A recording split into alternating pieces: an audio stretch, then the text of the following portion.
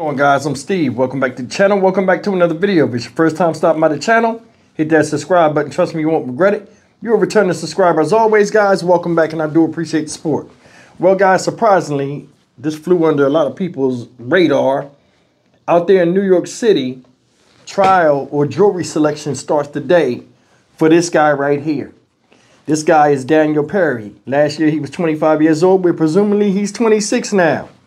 This guy right here is the guy that choked out a homeless man by the name of Jordan Neely last year on the subway after he said it was mentioned that Mr. Neely, who has a history of mental illness, was acting erratically and threatening passengers verbally.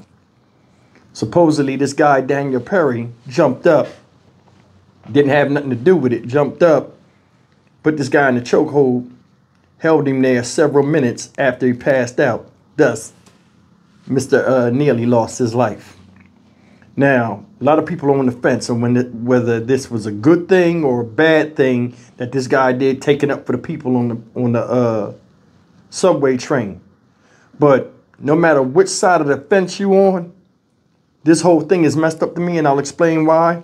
But let's get caught up on this. Take a look at these videos, and we'll come back as we always do, and we'll talk about it.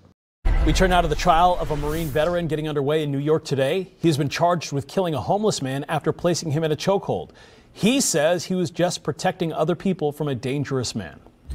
This is the moment last year when 25-year-old Daniel Perry put Jordan Neely in a chokehold after he claimed Neely began acting erratically, threatening to kill people in a New York subway train. The three main threats that he repeated over and over was, "I'm going to kill you, I'm prepared to go to jail for life, and I'm willing to die." Penny claims he felt the need to protect his fellow passengers, his lawyer saying he risked his own life and safety for the good of his fellow passengers. The unfortunate result was the unintended and unforeseen death of Mr. Neely. But prosecutors say Penny did not need to intervene.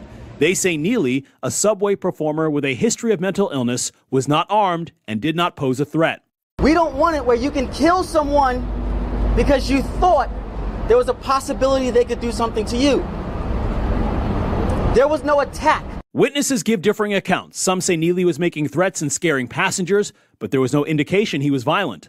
Others say they feared for their safety, one saying, "Nothing put fear into me like that." Penny is charged with second-degree manslaughter and criminally negligent homicide. Prosecutors say he acted recklessly by holding the chokehold for several minutes after Neely stopped moving. A lawyer for Neely's family saying, "This case is simple. Someone got on a train and was screaming, so someone else choked them to death." Jury selection begins today. The trial is expected to last 4 to 6 weeks. If convicted, Penny faces up to 20 years in prison. He has raised $3 million for his legal defense fund. And also breaking news this hour, the Marine veteran accused of placing Jordan Neely in a deadly chokehold back in court today as the first day of jury selection in his manslaughter trial begins.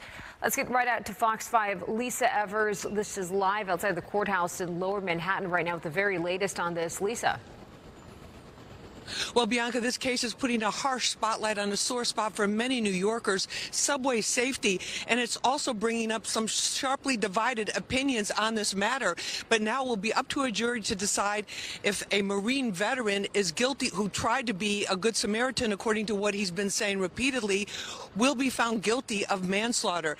Now, Daniel Penny arrived at Manhattan Criminal Court at 100 Center Street on the first day of jury selection in his manslaughter trial. In May of 2023, this bystander video shows Penny putting Jordan Neely, a troubled, mentally ill homeless man with a lengthy criminal record, into a chokehold for more than 3 minutes. The medical examiner says Neely died from compression of the neck and ruled it a homicide. Penny has repeatedly said that he did not intend to kill Neely, who was aggressively threatening subway passengers, just subdue him until police arrived. Here's what one of his attorneys said, followed by one of the Neely supporters. A non-lethal restraint maneuver when you're trying to restrain someone without injuring them, and that's exactly what Danny Penny was doing here. Because remember, Jordan Neely is threatening people. He's threatening to go to prison for the rest of his life. He's threatening to take the lives of the other passengers on that train. Daniel Penny is a civilian ex-Marine who was trained to kill people. He's trained to kill people, so he knew what he was doing. This was not somebody out of control. Given what he was, given who he is, the penalty should be higher. And the signal that's being sent to the vigilantes are, You can get away with this. If it's a black life, it really doesn't matter. Now, unlike most trials, the judge indicated that he will not ask prospective jurors to fill out a questionnaire, but they will still have to come to a unanimous verdict on Daniel Penny if they are to find him guilty of manslaughter. If he is found guilty of second-degree manslaughter, which is the top charge he's facing, he's looking at up to 15 years behind bars. We're live at criminal court. I'm Lisa Evers, Fox 5 News. Bianca, back to you. All right, guys, that's the news so far. They're doing jury selection, so I guess in the next couple of days they'll get this thing started with this guy. They said it's going to last 4 to 6 weeks. I don't believe it. I don't. And, well, the only reason why it might last 4 to 6 weeks is the eyewitnesses they got to bring up in defense and against Mr. Perry. But I'm going to tell you this, though. This guy, regardless of how you feel about the situation, in my opinion, the situation is messed up. There are a lot of people that are riding with this man. You see what they said. He raised $3 million in a year for his defense fund. People was kicking out money to make sure he didn't go to jail because a lot of people believe how he believed. And in a certain way, I understand. If that's what he really was doing, trying to protect people, I understand why he did that. But another thing is what I don't understand, and I think he's going to jail, and I think he should. And this is why. You subdued the man. You didn't have to squeeze him that hard to knock him out. Then when you knocked him out, you held him there. I think it was so easy when you grabbed him. It wasn't no resistance. And the way you had him and stuff. You felt like a hero because you was trying to play hero. Let's keep it real. You wanted some type of adoration. Maybe on Instagram, get seen putting the guy in a headlock and going. Something was with that. Because I don't see myself jumping into something that I don't know. They ain't had nothing to do with me. And I give you the perfect example. We see homeless people all the time, right? Acting crazy. I seen the homeless man act a fool the other day. If they're threatening people, saying, I don't care if I go to jail and all this other stuff, because they're riding on that. Meaning, oh, he was violent. He was going. The man didn't have no weapon. He was just talking shit. People talk shit all day. Long as they don't step out there and physically touch or injure somebody with intent, then you spring into action. See, he had no reason to doing that. He didn't. You know, a lot of people are like, oh, well, he was just taking, but listen, I don't fight for nobody that won't fight for themselves. Now, I don't know if he was threatening a bunch of women or men. That doesn't specify that. But the thing, I look at it, and maybe because I'm from the East Coast, we think differently as far as conflict. Number one, I ain't going to fight for somebody that don't fight for themselves. Number two, he didn't attack nobody. He just ran his fucking mouth. That's nothing. Motherfuckers talk shit all the time. Number three, it ain't had nothing to do with you. And it wasn't a time for you to spring into action, to jump to the defense of somebody just letting somebody talk shit to him. That's why I think he going to jail, or he need to go to jail. But I understand the situation of how this whole thing is like crazy and people on different sides of the fence, because a lot of people are like, well, he saved a lot of people. You didn't know if he had a weapon or not. You see how violent the subways are.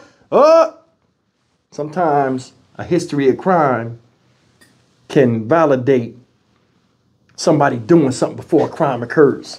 If you understand what I'm saying. Maybe I said that wrong, but I think you understand what I'm saying. In my opinion, this guy, Daniel Perry, shouldn't have did nothing.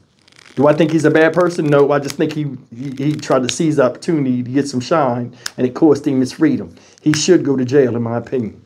Now, the amount of years, I don't know, and what the charge should be, I think it should be manslaughter. But we'll see how this go. But I mean, depending on what side of the fence you're on, it's right and wrong on both sides. And I think this was interesting. That's why I did this video.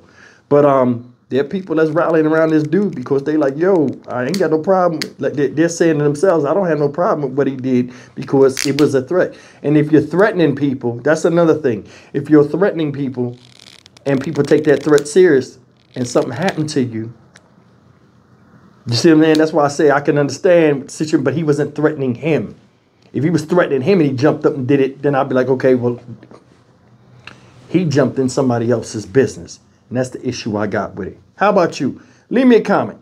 You think he's guilty or he was wrong or he going to jail, or what side of the fence you on? Me, I say his ass need to go to jail because he wouldn't mind his business, and it seemed like he was trying to play hero to me or get some shine. But that's just me. I mean, I wasn't there.